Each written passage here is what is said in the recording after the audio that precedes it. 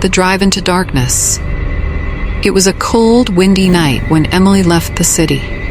She had been invited to house sit for her friend Rachel, who lived in a remote cabin deep in the woods. Though she wasn't particularly thrilled about spending the weekend alone in the middle of nowhere, Emily needed the quiet. After a stressful few weeks at work, she thought a few days of peace would help her clear her mind. Little did she know, this was going to be the most terrifying night of her life. As Emily drove deeper into the forest, her cell phone reception faded away, and the narrow dirt road became increasingly difficult to navigate. The towering trees cast long shadows that danced eerily in the beams of her headlights. She checked the map one last time before the signal died completely. She was only a few miles away. The cabin came into view, nestled among the thick trees. It was quaint and old-fashioned, with wooden shutters and a stone chimney puffing a small trail of smoke into the cold air. Emily parked the car, grabbed her overnight bag, and walked up to the front door. The key was exactly where Rachel had said it would be, under the mat. As soon as she stepped inside, Emily felt a chill run down her spine. The air was still, and the quiet was unnerving. The living room was rustic, with a large stone fireplace and old wooden furniture. Rachel had mentioned the cabin was over 100 years old, passed down through her family. It had no Wi-Fi, and the landline phone often cut out during storms. The only entertainment was a dusty stack of old books on a shelf in the corner. Emily glanced at the clock, 9:15 p.m. She had a few hours before bed. With nothing else to do, she decided to light the fireplace. The crackling of the logs breaking in the fire was comforting, and she curled up on the couch with one of the old books. It was a collection of local legends and ghost stories about the area.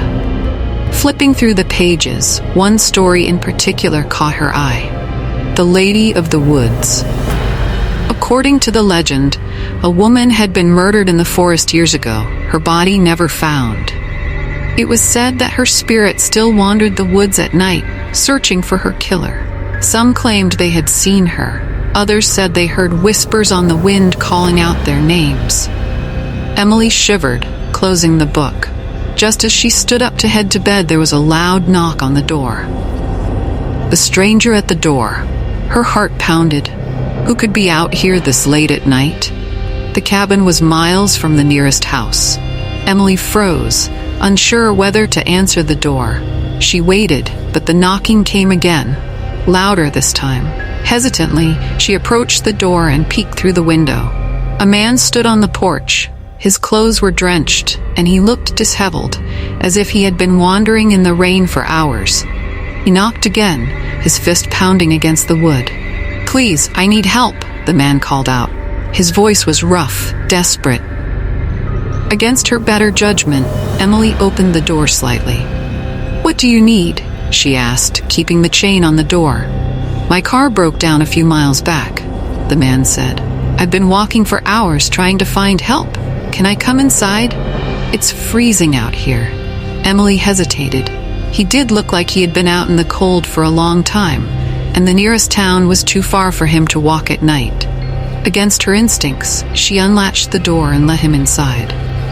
The man stepped in, shaking water from his jacket. "Thank you so much," he said, his breath misting in the cold air. "My name's David." "Emily," she replied, eyeing him warily. Something about his presence made her uneasy, but she couldn't quite place it. He was polite enough, but there was something off. David sat near the fire, warming his hands. "Do you have a phone?" he asked. "No signal out here," Emily replied, "but there's a landline in the kitchen, though it's unreliable." David nodded, rubbing his hands together. "I'll try that later. Right now, I just need to warm up."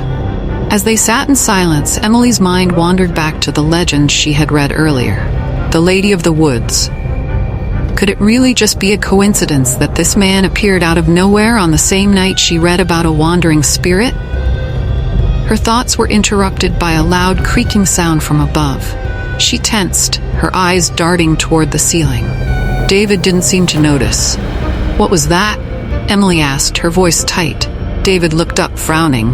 "Probably just the wind," he said casually. But Emily wasn't convinced. The wind hadn't been blowing that hard. Another creak, this time closer. Emily stood up.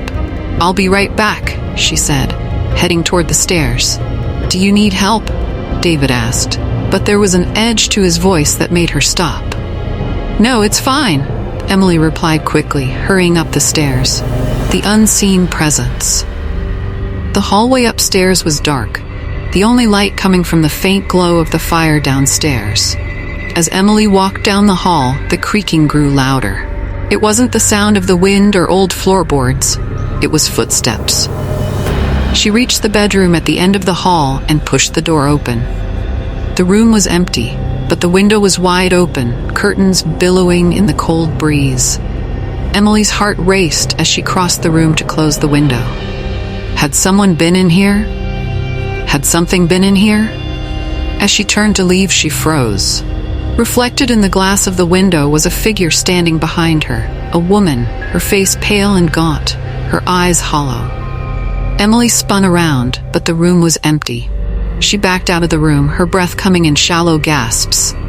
The footsteps followed her down the hall, growing louder with each step. Emily ran down the stairs, nearly tripping in her haste.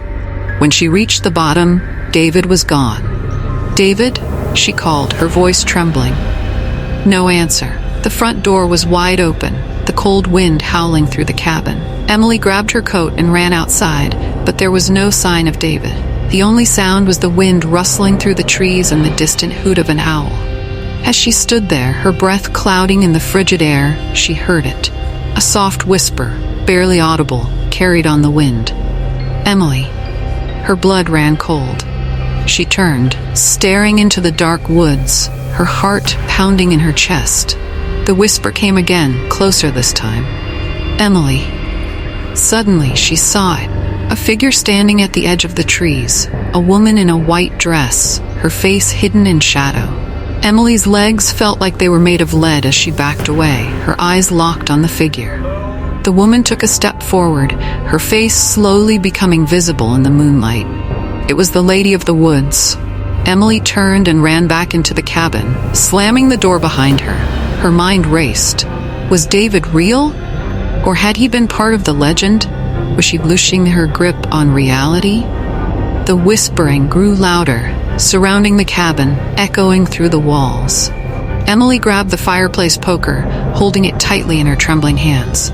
She had to get out. She had to leave before it was too late. But the door wouldn't budge. It was as if something or someone was holding it shut from the outside. Emily screamed, banging on the door, but no one was there to hear her. And then the whisper stopped. The cabin fell silent, the air thick with tension. Emily backed away from the door, her eyes scanning the room. Suddenly, the lights flickered and the temperature dropped even further. The fire in the hearth sputtered and died, plunging the cabin into darkness. And then from the shadows came the sound of footsteps, slow, deliberate, and much too close.